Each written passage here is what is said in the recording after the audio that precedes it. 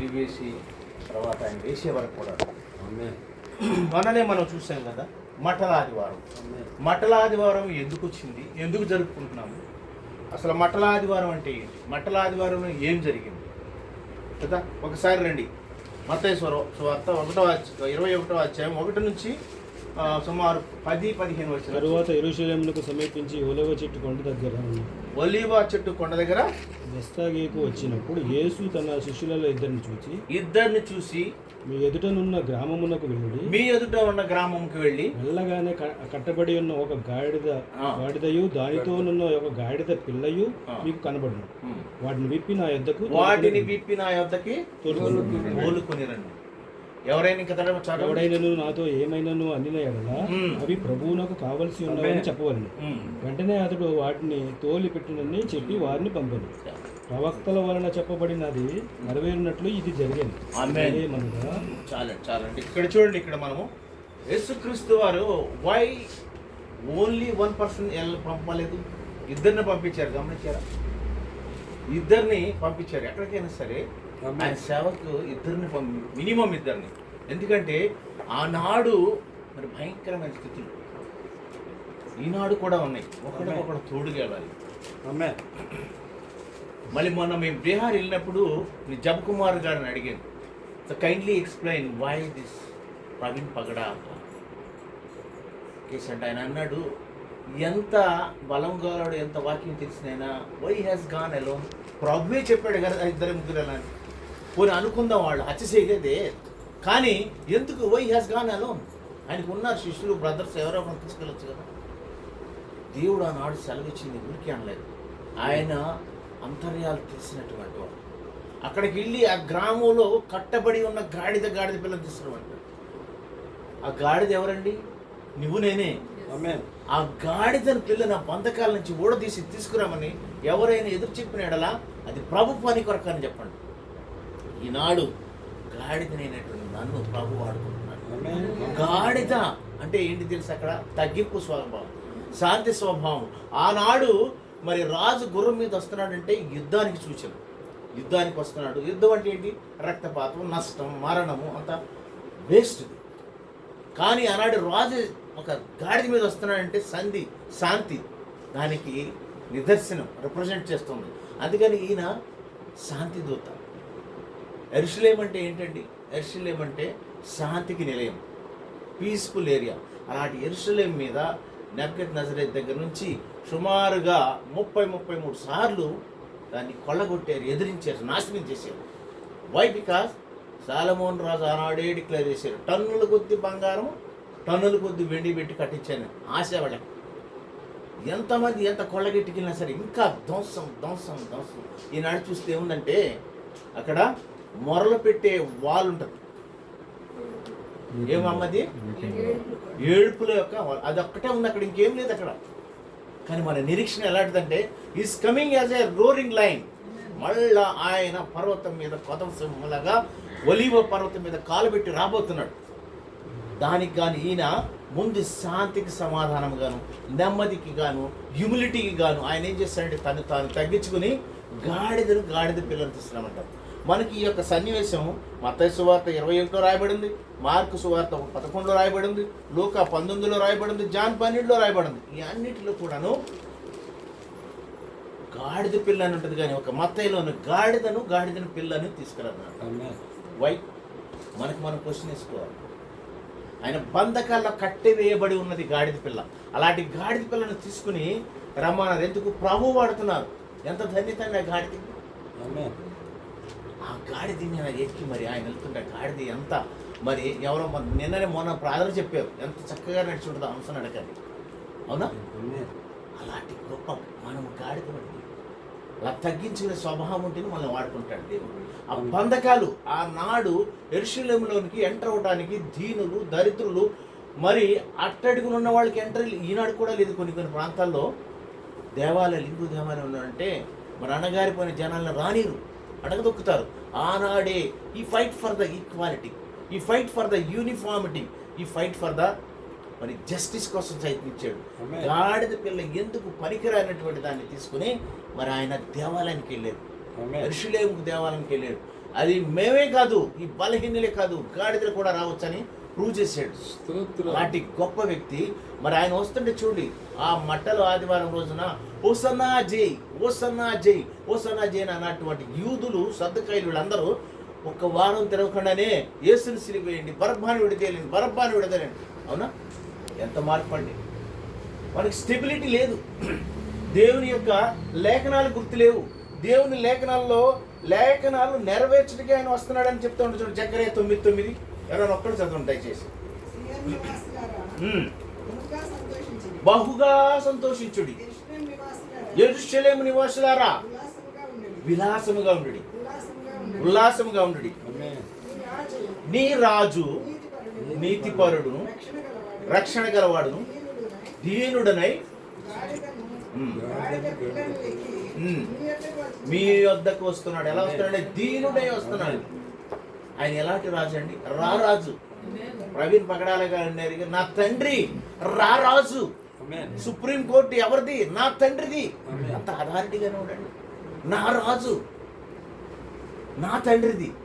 Supreme కోర్టులో ఆయన ఒక్కడే, అయ్యా నీకు లాయర్ ఎవరు ఉన్నారంటే అవసరం లేదండి. ఇక సుప్రీం కోర్టు హైర్ అథారిటీ నా తండ్రిది అంటాడు ఆయన, నా రాజుది. రారాజు వస్తున్నాడని అన్నాడు. అందరూ మరి ఖర్జూరపు మట్టలు తీసుకుని వచ్చి వాళ్ళ మురికి మలినమైన బట్టలు తీసేసి రోడ్డు కట్టంగా పరిచారు. నేను అంటాను, అది నీ మురికి మలినమైన వస్త్రం తీసేయి, రక్షణ వస్త్రం ఇస్తారు. మీకు తెలుసు కదా, హోసన్నా అంటే అర్థము ప్రభువా ఇప్పుడే నాకు రక్షణ తెచ్చేయమని. గ్రీక్లో కానీ దాంట్లో ఉంటుంది. హోసన్నా చేసి అంటే అయా నాకు ఇప్పుడే రక్షణ దయచేయి, నా రక్షణకర్త నా హృదయాన్ని ఒకరా అన్నాడు. అదే సమయంలో ఇంకొక ఈయన తూర్పు నుంచి వస్తుంటే పడమటి నుంచి పెంతు పిలాతు అధికారి గుర్రం మీద ఏదో పని మీద వస్తుంటే ఆయన ఎదుర్కొంటా ఆయన చూడటానికి ఒక్క జనం అనలేదు. మీరు గమనించారా? ఒక విలేజ్ లేదన్నా పెద్ద కారు వెళ్ళిందనుకో పిల్లలు పెద్దలు పరిగెట్టుకుంటూ వస్తారు. లేకపోతే ఇక్కడ హెలికాప్టర్ మౌంటి దిగితే చూడటానికి ఎట్లే లేరు. ఆనాడు అప్పుడు కూడా పిల్లలు పెద్దలు ఆయన స్తుతిస్తాకెళ్ళారు. ఎవరండి స్తుతిస్తేది? పిల్లలు పెద్దలు. కీర్తన గ్రంథం ఒకసారి చూడండి. కీర్తనం 8:2 అనుకుంటా.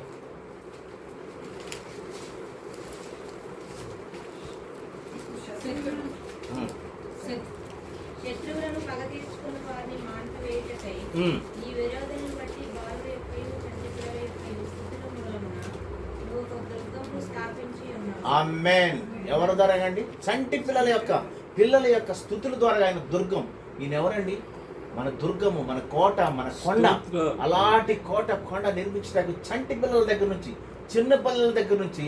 ఇదే మరి మత్తయి సువార్త 21లోనే ఒకటి ఉంటుంది. 15వ వచనం 1, 21వ అధ్యాయము 15, 16 ఉంటుంది. చూడండి ఒకసారి. ప్రధాన యాజకులను శాస్త్రులను ఆయన చేసిన వింతలను దావీదు కుమారునికి జయమని దేవాలయంలో కేకులు వేయుచున్న చిన్న పిల్లలను చూచి కోపముతో మండిపడి మీరు చెప్పుచున్నది వినుచున్నావా అని ఆయనను అడిగింది. ఆయనకు యేసు వినుచున్నాను, బాలుర యొక్క చంటి పిల్ల యొక్క నోట స్తోత్రము సిద్ధింపచేసితివి అన్న మాట మీరు ఎన్నడూ చదవలేదా అని వారితో చెప్పి. ఆమె చూడండి, అక్కడ నెరవేరుతున్నారు. ఈయన ప్రవచనాలు నెరవేర్చడానికి వచ్చినటువంటి వాగ్దాన పుత్రుడు. ఆది కాండం నుంచి ఆఖరి అధ్యాయమైనటువంటి పాత నిబంధనలో మలాఖీ వరకు కూడా అనేకమైనటువంటి నిబంధనలు ఉంటాయి, అనేకమైనటువంటి వాగ్దానాలు ఉంటాయి. వాగ్దానాలు నెరవేర్చడానికి వచ్చినటువంటి ఒక పాట ఉంటుంది. పాడండి. ఆయన ఏంటండి? వే మేకర్. ఆయన మన మార్గాలను సరిచేసేవాడు, మన యొక్క మరి వాగ్దానాలను నెరవేర్చేవాడు. ఆయన అంటాడు కదా, జాన్ 14:6 అంటాడు, నేనే మార్గాలను సరళం చేసేవాడు, నేనే సత్యమును బోధించడానికి వచ్చినవాడు, నేనే జీవజలాలు ఇచ్చినటువంటి గొప్ప తండ్రి. ఆయన తను తాను తగ్గించుకుని దీనుడై హ్యూమిలిటీతో గాడి పిల్లలకి ఊరేగి వస్తుంటే వాళ్ళందరూ చిన్న పిల్లల దగ్గర నుంచి స్తుతులతో ఇస్తారు, వాళ్ళందరిని బెదిరిస్తారు. ఈ చిన్న పిల్లలు స్తుతులు ఆపేయండి అని అంటే, ఓయ్ పిచ్చోళ్ళారా, చిన్న పిల్లలు స్తుతులు ఆపిస్తే రాళ్ళు మొదలెడితే అరవటం. రాళ్ళు వీళ్ళు say the worship the God. అది ఎంత ఆధారిత అంటే అవన్నీ కూడా లేఖనాలు నెరవేర్చడం. ఆ లేఖనాలు నెరవేర్చటం గాను తను తాను తగ్గించుకుని మౌనముగా గొర్రె పిల్ల వలె తల వంచి కూర్చున్నాడు మన ప్రభు. లేకపోతే ఒకటి ఉంటుంది కదా, ఒక దేవదూతకు మరి సెలవిస్తే 1,85,000 మంది ఒక్క దేవదూత చంపేస్తారు. అలాంటి వేల దేవదూతలు రావడానికి సిద్ధంగా ఉన్నారని ఎవరైతే ఈయన మీద కత్తి దూసినప్పుడు ఆయన శిష్యుడు మరి ఆయన చెవి నరికినప్పుడు చెప్తాడు, పిచ్చివాడా కత్తిలో అనబెట్టాను. నేను కత్తితో పనిచేయటం రాలేదు, ప్రేమతో పనిచేస్తాడు. ప్రేమమూర్తి, దయామూర్తి, కరుణ గలవాడు, జాలి గలవాడు. ఆయన ఇప్పుడే మనకి రక్షణ ఇస్తానికి రెడీగా ఉన్నాడు. ఓసన్నా జై జై, ఓసన్నా జై జై అని అటువంటి నోరులే నాలుకలే 1 వీక్ తిరగకుండా ఏమంటున్నారు, యేసుని సిలువేయండి, యేసుని సిలువేయండి, బరబ్బాని విడుదల చేయండి. మూర్ఖ జనాలు మర్చిపోయారు వాగ్దానాలు నెరవేర్చటకు వాగ్దాన పుత్రుడు వచ్చాడని. వాగ్దానాలు అన్నీ మర్చిపోయారని జ్ఞాపం చేస్తాడు. లేఖనాలు మీకు గుర్తులేవా? చూడండి, ఇందులోనూ చిన్నపిల్లలు సూచిస్తున్నారు కదా. నేనేమంటానంటే ఈ యొక్క మట్టల ఆదివారాన్ని మీకు తెలుసు కదా, మట్ట ఆదివారం రోజున ఈ మట్టలన్నీ ఊరేగించిన తర్వాత ఎవరంటే క్యాథలిక్స్ కానీ ప్రొటెస్టెంట్స్ కానీ అందరూ కూడా పాటిస్తారు. ఆ మట్టలను తగలబెట్టి బూడిద చేసి మళ్ళా బూడిద బుధవారం వస్తుంది 1 year తర్వాత. ఆ బూడిద బుధవారం కోసం జాగ్రత్త చేసి ఉంచుతారు. ఆ మసిని, ఆ బూడిదను జాగ్రత్త చేసి ఆ మసిని నీళ్ళలో వేసుకుని తాగేవాళ్ళు ఉన్నారు. అంత పరిశుద్ధమని విశ్వాసంతో దాన్ని ఒంటికి రాసుకునే వాళ్ళు ఉన్నారు. అలాంటి ఈ మట్టల ఆదివారం రోజున నేనంటాను కదా, ఇది 7 పండగలు కలిగినటువంటి మట్టల ఆదివారం పండుగ. ఒకటి అంటాను కదా, ఇప్పుడే చూసాం కదా, చిన్నపిల్లల పండుగ. చిన్నపిల్లలని స్తుతిస్తున్నారు, స్తుతులకు దుర్గము చేస్తున్నారు. మనం చూసాం కదా కీర్తన 8లో. అలాగే ఆయన చిన్నపిల్లలు ఎంతో ఉత్సాహంగా ముందుకు వస్తారు, పరిగెట్టుకుంటారు, వస్తున్నా జై వస్తున్నా. మరి అలాగే ఇది శిష్యుల పండుగ కూడాను, శిష్యులు కూడా ఆరాధిస్తారు. లూకా 19:37-38 చూడమ్మా. లూకా సువార్త 19వ అధ్యాయము 37. శిష్యుల సమూహం అంతయు సంతోషించుసు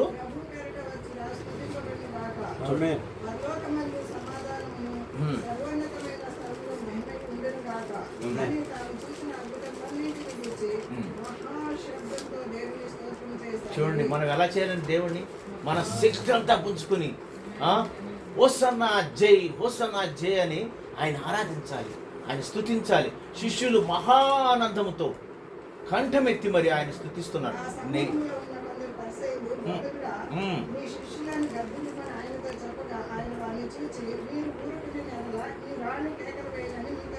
చూడండి, వీరు ఊరుకుంటే రాళ్ళు ఊరుకుంటాయండి. ప్రభు ఎవరిని వాడుకోలేదండి, కాకులను వాడుకున్నాడు. గొప్ప ప్రవర్త. మరి ఆహారం లేదంటే ఆ కాకులు మాంసాన్ని ఎక్కడి నుంచి తెచ్చారు? అక్కడ ఉన్నటువంటి చక్రవర్తి ఇంట్లో నుంచే తీసుకొచ్చినాయి. ఎక్కడో మరి కొన్ని లేఖనాల్లో రాయబడి ఉంది. ఆడికి ఇమీడియట్గా మాంసం ఎక్కడ దొరుకుతుంది? రాజు అంటే ఎంత తెలుసా? సల్మాన్ రాజు అంటే కొన్ని 100 ఎద్దులు, కొన్ని 100 గొర్రెలను కోసి ఆయన భోజనం పెట్టేవాడు. అట్లాగే ఈ రాజులు అంటే వాళ్ళ కింద పని చేసేవాళ్ళు గాళ్ళు కానీ వాళ్ళకి ఎప్పుడు నిత్య పెళ్లి కొడుకులాగానే అట్లా అంత విందు. ఆ రాజు యొక్క వంటగది నుంచి తీసుకెళ్ళాట కాదు మాంసం ఏది. గాడిదను వాడుకున్నాడు ప్రభు, పిల్లల్ని వాడుకున్నాడు. మనకు తెలిస్తే 3 సార్లు తప్పుకొని వస్తే అక్కడ దేవదూత తర్వాత మాట్లాడుతుంది, ఈ గాడిద వల్ల నువ్వు బతికిపోయావు. వీడు తిరగబడి తిడుతుంది ఆ గాడిది. అవునా? గాడిద. మరి నేను గాడిద, మనం అందరూ కూడా గాడిదంటే ఆనాడు ఇప్పుడు చూడండి, అక్కడ శిష్యుల్లో ఉండి ఇద్దరిలో ఎవరో పేతురుకో యోహాను చెప్పాడు, ఏం తీసుకురాయండి అంటే మనం ఉంటే ఏం టైగరు గాడిదని తీసుకురావడం ఏంటి, సింహో టైగర్నో తీసుకొచ్చి కూర్చోక అని అనేవాడు. కానీ ఆయన ఏమన్నాడంటే, తెలుసు దీనత్వానికి, దీనుడు, సాత్వికుడు, శాంతమూర్తి. మనం వెళ్ళేది ఎక్కడికి? ప్రశాంతమైన పీస్ఫుల్ ల్యాండ్ అయినటువంటి యెరూషలేముకి వెళ్తున్నాం. ఒలీవ కొండ నుంచి ఆయన ప్రయాణం సాగి వెళ్తుంటే ఎక్కడికి వెళ్తే అక్కడ అద్భుతాలు. దారిలో ఎవరైనా వస్తే ఒక ఆమె వస్తుంది, ఆమెను స్వస్థపరుస్తాడు 12 సంవత్సరాలు రక్తస్రావంగా. అలా ఈ శిష్యులు, నేనంటాను కదా, ఈ శిష్యులు అద్భుతంగా జరుపుకున్న పండుగ. 3వది ఖర్జూర మట్టలకు ఆదివారం, ఖర్జూర మట్టల ఆదివారం. అందరు కూడా హోసన్నా హోసన్నా హోసన్నా అనుకుంటా లెక్కలేని స్తుతులు చేస్తారు. మనకు తెలుసు కానీ వద్దులేండి, చూడొద్దు. ప్రకటన గ్రంథం 7:9లో ఉంటుంది. అనేక లెక్కలేనని స్తుతులతో ఆయన స్తుతిస్తూ ఉంటారు. మీకు అలా ముందుకెళ్తే ఈయన ఎలాంటి దేవుడు అంటే, యోహాను 12:12లో ఉంటుంది చూడండి, ఈజ్ హీలింగ్. ఇది హీలింగ్ ఫెస్టివల్ అంటాను నేను. పరిశుద్ధపరచు అనేకమైనటువంటి కుంటి వాళ్ళు గుడ్డి వాళ్ళు అక్కడ వెళ్ళే దారిలో వస్తే అందరిని ఇట్లా చేయబడితే కుంటివాడికి కాళ్ళు వస్తాయి, గుడ్డివాడు. మరి దావీదు కుమారుడా అని నీ కోనేటి దగ్గర ఉంటాడు ఎన్నో సంవత్సరాల నుంచి. చూడండి ఎంత అద్భుతాలు చేస్తారండి. ఒకసారి చూడండి. బహుజన సమూహమును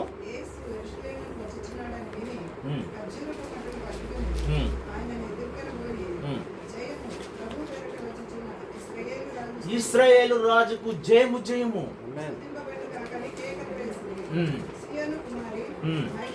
భయపడకు.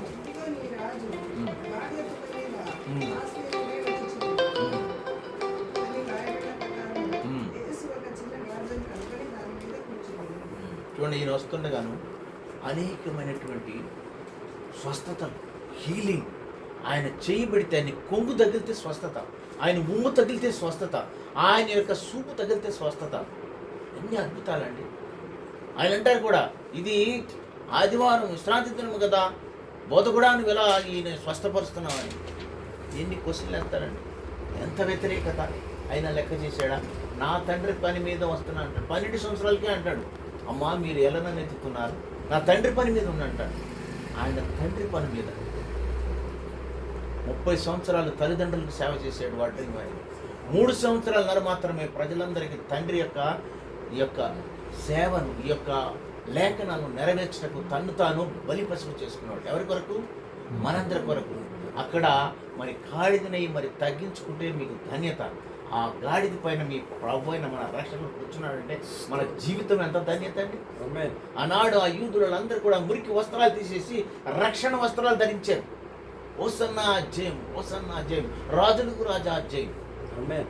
ఇక్కడ మత్తయి సువార్తలో గాడిద పిల్లని ఎందుకు తీసుకొచ్చారు అన్నానంటే, గాడిద పిల్ల మీద ఈయన ఎక్కారు, గాడిద మీద పరపోయిన తండ్రి అయిన దేవుడు ఎక్కి ఆయన ఆశీర్వదించటకు, ఆయనకి ఏంటి రాజుగా అభిషేకం చేయడానికి తండ్రి దిగి వచ్చాడు. తండ్రి దిగి వచ్చి ఆయన అభిషేకం చేసి రాజులకు రాజు హోసన్నా అని ప్రతిష్ఠ చేయడానికి వచ్చాడు. అవునా? అలాంటి ఈయన ప్రతిష్ఠిత పండగ అంటారు. ఇది మెస్సయ ఫెస్టివల్. మెస్సయ ఎవరండి? మన రాజుల రాజు, రక్షణకర్త అయినటువంటి యేసుక్రీస్తు వారి యొక్క మరి ఈయన రాజ ప్రతిష్ఠక దినం అని అంటారు. ఇంకా చూస్తే ఆయన మనం చూస్తే దేవాలయం శుద్ధి చేయి పండగ అంటారు దీన్ని. దేవాలయం ఆయన అక్కడికి వెళ్తారు కదా, యోహాను సువార్త 12, 20, 27లో చూడండమ్మా. ఆయన దేవాలయానికి వెళ్ళినప్పుడు ఎవరు దొంగలు, పాపులు, జూతగాళ్ళు అన్నీ ఉండి ఇష్టం వచ్చినట్టు వ్యాపారంగా చేస్తారు దాన్ని.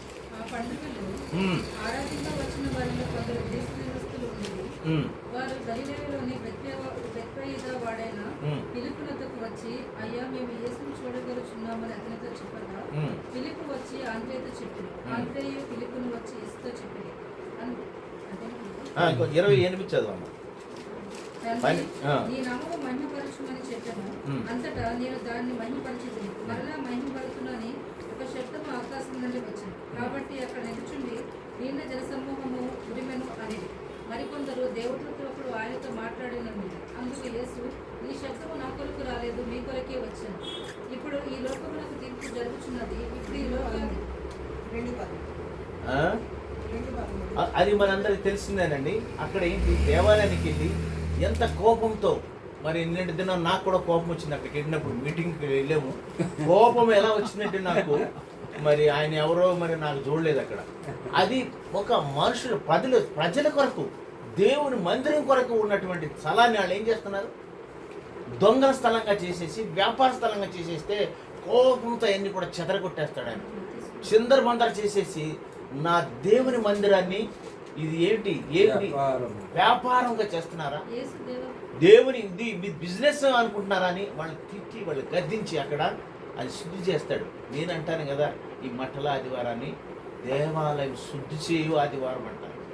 మనం చూసాం కదండి. 1 చిన్నపిల్లల స్తుతించే పండుగ, 2 శిష్యులు ఆనందంతో పాడే పండుగ, ఖర్జూరు మట్టలతో అందరూ హోసన్నా జయము జయమని చెప్పే పండుగ, ఇంకొకటి హీలింగ్ స్వస్థపరచు ఈ యొక్క ఆదివారం, మెస్సయ రారాజుగా ఆయన అభిషేకం చేసేటువంటి ఆదివారం, ఇంకొకటి దేవాలయం శుద్ధి చేసేటువంటి ఆదివారం.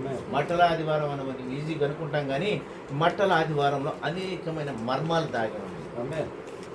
దేవాలయం ఏమంటారు? దేవాలయం అది నా మరి శుభ్రం చేయటకు వచ్చినప్పుడు ఆయన ఏమంటాడు? ఈ దేవాలయం మన ఆత్మ అంటాడు. ఒకడు వచ్చి అంటాడు, ఈయనంట దేవాలయాన్ని 3 రోజుల్లో పడగొట్టి కడతాడంట. మూర్ఖులకు అర్థం కాలేదు. అక్కడ ఎన్నో సుమారు 46 సంవత్సరాలు కట్టిన దేవాలయాన్ని 3 రోజులు పడగొట్టి కడతాడా? ఆయన దేవాలయం అంటే అక్కడ అది ఆయన దేహం అంటాడు. ఆయన దేహాన్ని 3 రోజుల్లో మరి శిలువ మీద అప్పగించుకుని మరి ఆయన సమాధిలో పెట్టబడి 3వ రోజున తిరిగి లేచాడు. మహిమ దేహంలో వచ్చాడు. ఆయన ఎవరండి? రాజాదిరాజు. ఆయనకి ఏమున్నాయి? పుట్టినప్పుడు స్థలం లేదు. రాజాదిరాజు అంటే ఎక్కడ పెట్టాలి? ఏ గొప్ప రాజు గృహంలో అనుకుంటారు. ఆయన పుట్టినప్పుడు స్థలం లేక పశువుల పాకలో పెట్టారు. అవునా? ఇంకో చోట అంటాడు, ప్రభువా మీరు ఎక్కుంటే మేము ఎక్కుంటామంటే, మరి పిచ్చోళ్ళారా, అన్నిటికీ గృహాలు ఉన్నాయి కానీ అన్నీ ఉన్నాయి కానీ మరి దేవుని కుమారుడికి ఏమున్నాయి? తల వాల్చుకుంటే స్థలం లేదంటాడు. ఆయన తల వాల్చుకుంటే స్థలం లేదు. ఆయనది ఏంటండి? పగలంతా సేవ సేవ, రాత్రంతా మోకాళ్ళ ప్రార్థన ప్రార్థన సేవ, ప్రార్థన సేవ. ఈ రెండే ఆయనకి. ఆహారం ఏం తినబడుతుంది.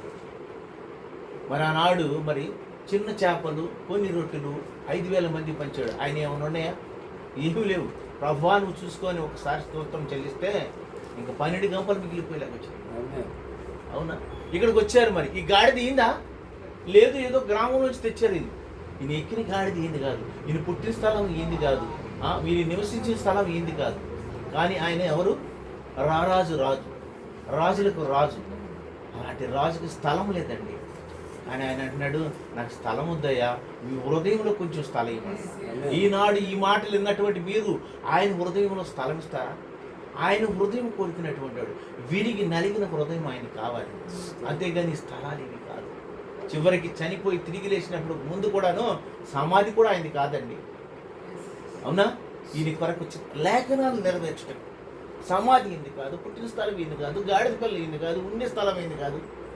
అన్నీ కూడాను నాదంటే ఏం కోరుతుంది. అలాంటి గొప్ప వ్యక్తి, అలాంటి గొప్ప క్రీస్తు, అలాంటి గొప్ప మనిషిని మనము ఈరోజు జ్ఞాపకం చేసుకుంటాం. ఒకసారి రండి, రోమాపత్రిక 10వ అధ్యాయం చూడండి. రోమాపత్రిక 10వ అధ్యాయము 9-10 వచనాలు చదవండి. యేసు ప్రభు అని నోటితో ఒప్పుకుంటే చాలండి. నీవు రక్షింపబడదు. ఏలైనగా నీతి కలుగునట్లు మనుషుడు హృదయములో విశ్వసించును, రక్షణ కలుగునట్లు నోటితో ఒప్పుకొను. ఏమనగా ఆయన యందు విశ్వాసం ఉంచి వాడు ఎవడును ఆయన యందు విశ్వాసం ఉంచిన వాడు ఎవడును చూడండి ఎలాంటి మాట. 15 వచనం చూడండి అమ్మా.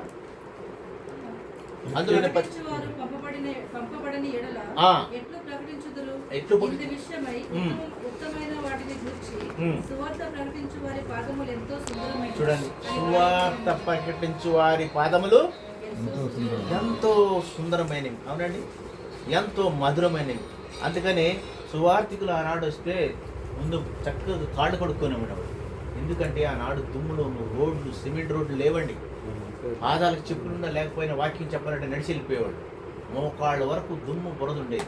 అందుకంటే శుభ్రంగా కాళ్ళు కడుక్కున్న తర్వాత చల్లటి నీళ్ళు ఇచ్చేవాడు. ఆయన పాదాలు అతి సుందరముగా ఉంటాయని ఒక తల్లి అయితే వచ్చి ఎంతో దాచుకున్న అత్తరబిడ్డను పగలగొట్టి ఆమె తల వెంట్రుకలతో ఆయన పాదాలు అత్తుతుంది.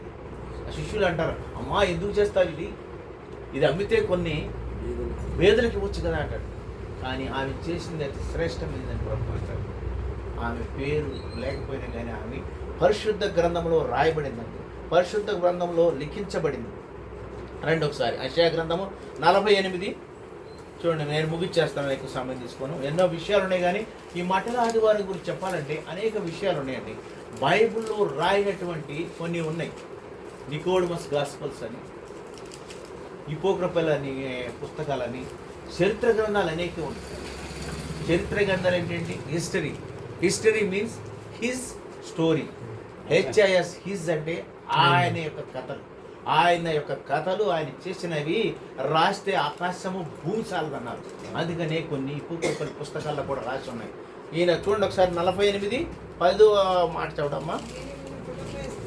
నేను నిన్ను పుటం అంటే తెలుసా అండి మీకు? ఎస్.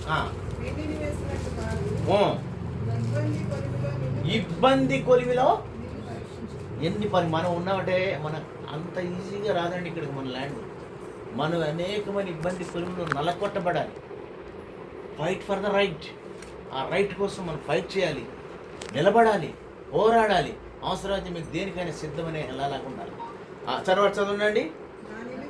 నా నిమిత్తము అలాగే చేస్తున్నాను. నా నామము అపవిత్రపరచబడనేలా నా మహిమను మరి ఎవరికి నేను ఇచ్చివాడను కాను.